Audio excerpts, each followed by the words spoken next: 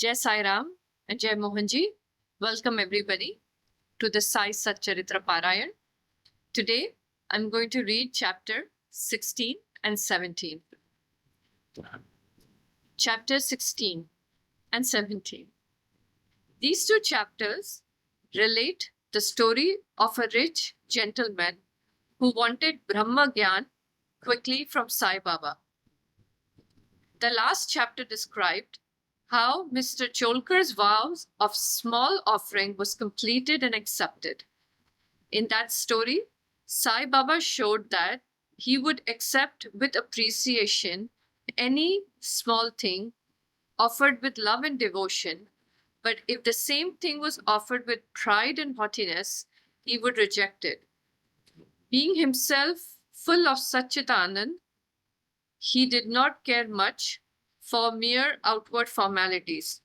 But if an offering was made in a humble spirit, the same was welcome and he accepted it with pleasure and avidity.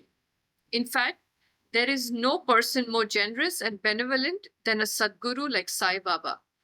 He cannot be compared to the Chintamani jewel, the Kalpatru, or the Kamadhenu. They give us only what we desire, but the Sadguru gives us the most precious thing, that is inconceivable and inscrutable, the reality. Now let us hear how Sai Baba disposed of a rich man who came to him and implored him to give him Brahma Gyan.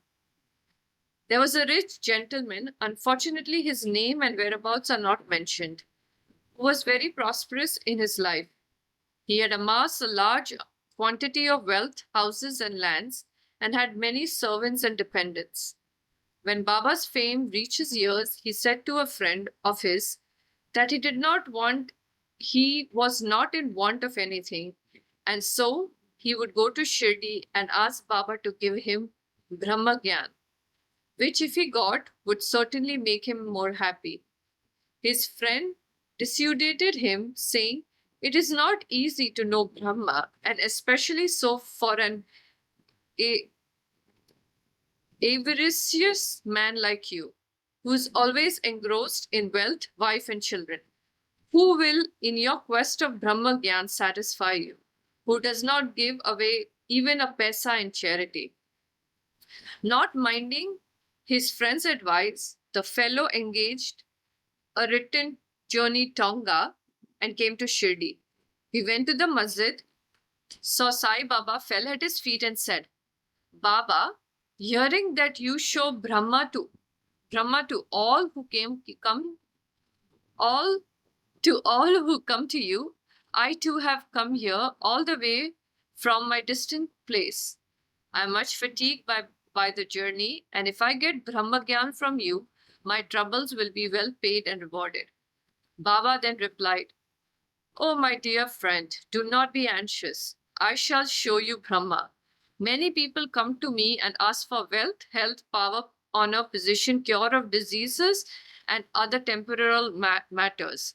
Rare is a person who comes to me and asks for Brahma Gyan. There is no dearth of people asking for worldly things, but people interested in spiritual matters are very rare. I think it is fortunate and auspicious moment when a person like you come and ask me for Brahma Gyan. So forthwith, I show you to you with pleasure Brahma with all its accompaniments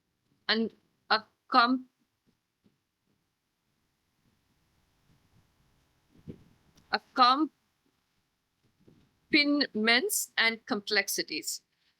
Saying this, Baba started to show him Brahma. He made him sit there and engage him in some other talk, and thus made him forget his question for the time being. Then he called a boy and told him to go to one Nandu Marwadi and get him a loan of ₹5. The boy left and returned immediately, saying that Nandu was absent and his house was locked. Then Baba asked him to go to Bala Grocer and get him the said loan. This time also the boy was unsuccessful. This experiment was repeated again, twice or thrice with the same result. Sai Baba was, as we know, the living and moving Brahma incarnated. Then some may ask, why did he want the paltry sum of 5 rupees and why did he try hard to get it? In reality, he did not want this sum at all. He must have known that Nandu and Bala were absent, and he seemed to have adopted this procedure as a test for the seeker of Brahma. That gentleman had a roll of bundle of currency notes in his pockets, and if he was really earnest, he would not have sat quiet and be a mere onlooker when Baba was frantically trying to get a paltry sum of rupees 5. He knew that Baba would keep his word and repay the debt, and that sum wanted was insignificant. Still, he could not make up his mind and advance the sum. Such a man wanted from Baba the greatest thing in the world, the Brahma Gyan. Any other man who really loved Baba would have given to him rupees 5 at once, instead of being a mere onlooker.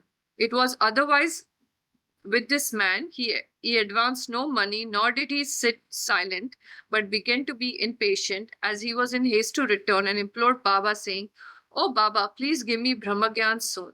Baba said, "Oh my dear friend, did you not understand all the procedure that I went through, sitting in this place for enabling you to see Brahma? It is in short this. For seeing Brahma, one has to have 5 things. Surrender 5 things, 5 pranas, 5 senses, mind, intellect, and ego. This path of Brahma Gyan or self-realization is as hard as threading on the edge of the razor." Sai Baba then gave a long discourse on the subject, the purport of which is given below. Qualifications of Brahma Gyan or self-realization. All persons do not see or realize Brahma in their lifetime. Certain qualifications are absolutely necessary. Mumuksha, or an intense desire to get free. He who thinks he is bound and that he should get free from bondage and works earnestly and resolutely to the end and does not care for any other thing is qualified for the spiritual life. Virakti, or a feeling of non-attachment with the things of this world and next. Unless a man feels disgusted with the things and honors which his actions would bring in this world and next, he has no right to enter into the spiritual realm. Antarmukt. Our senses have been created by God with a tendency to move outward, and so man always looks outward and not inward. He who wants self-realization and immortal life must turn his gaze inward and look at his inner self. Catharsis. Eliminating of all base ideas and emotions. Unless a man has turned away from wickedness and stopped from doing wrong and has entirely composed himself, and unless his mind is at rest, he cannot gain self-realization even by the means of knowledge. Right conduct. Unless a man leads a life of truth, penance, and insight, a life of celibacy, he cannot get God realization. Number 6, preferring Shreyas, the good, over Preyas, the pleasant. There are 2 sorts of things, the good and the pleasant. The former deals with spiritual affairs and the latter with mundane matters. Both are open to man for acceptance. He has to think and choose one of them. The wise man prefers the good to the pleasant, but the unwise, through greed and attachment, chooses the pleasant. Control of mind and senses. The body is the chariot and the self is its master. Intellect is the charioteer and mind is the reins. The senses are the horse and the sense objects are the past.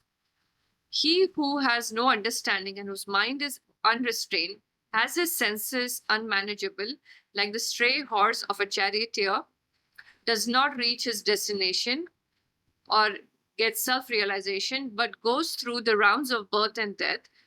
But he who has understanding and whose mind is restrained has his sense under control, like the good obedient horse of the charioteer, reaches the destination, the state of realization, self-realization. Whence he is not born again. The man who has understanding as his charioteer and is able to rein his mind reaches the end of the journey, which is the supreme abode of all pervading Vishnu. Purification of mind. Unless a man discharges satisfactorily and disinterestedly the duties of his station in life, his mind will not be purified, and unless his mind is purified, he cannot get self-realization. It is only in the purified mind that Vivek, disattachment to the unreal, crop up and lead on to self-realization. Unless egoism is dropped, avarice got rid of, and the mind made desireless or pure, self-realization is not pure possible. The idea that I am the body is a great delusion, and attachment to this idea is the cause of bondage. Leave off this idea and attachment, therefore, if you want to reach the goal of self-realization. Necessity of a guru. The knowledge of the self is so subtle and mystic that no one can, by his own individual effort, ever hope to attain it. So the help of the another person, a teacher who has himself got self-realization, is absolutely necessary. What others cannot give with great effort and pain can be easily gained with the help of such a teacher. And for that, he has walked on the path himself and can easily take the disciple step by step on the ladder of spiritual progress. And lastly, grace of the Lord is the most essential. When Lord is pleased with anybody, he gives them viveka and vairagya, and takes him safe beyond the ocean of mundane existence.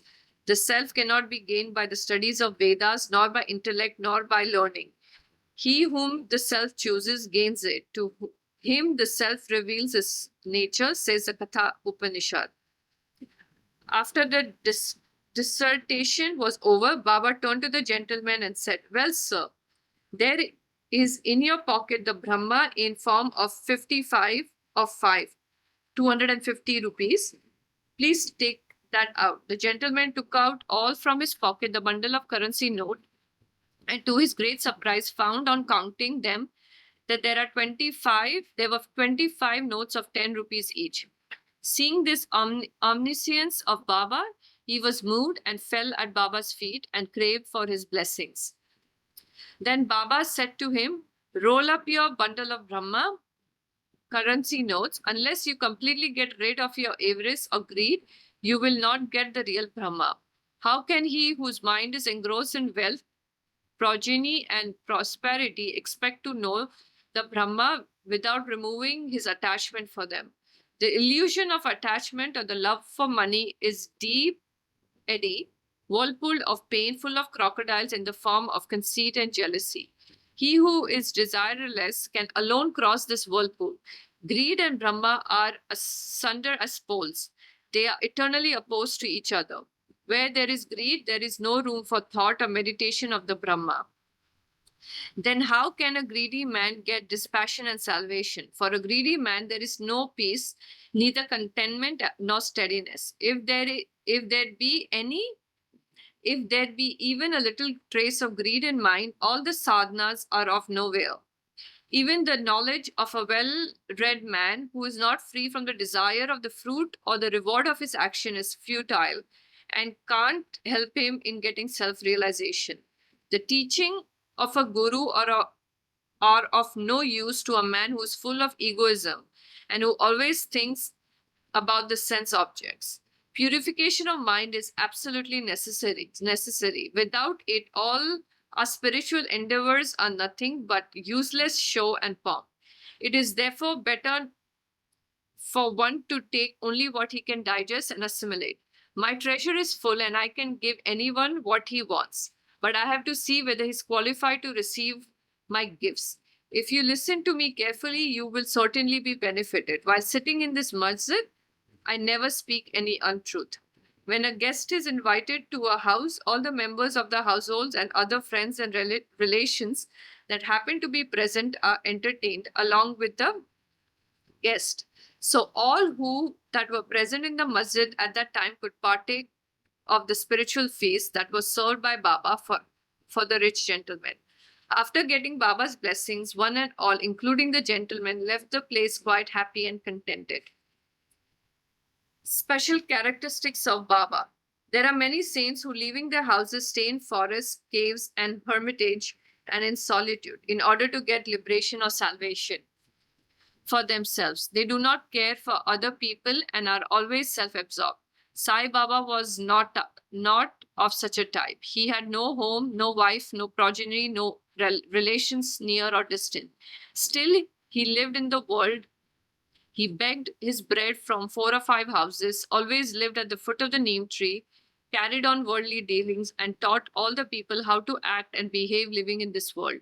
Rare are the sadhus and saints who are, after attaining God vision, strive for the welfare of the people. Sai Baba was the foremost of these, and therefore says Hemat Pant, blesses the country, blesses the family, and blessed are the chaste parents, where this extraordinary, transcendent, precious, and pure jewel Sai Baba was born.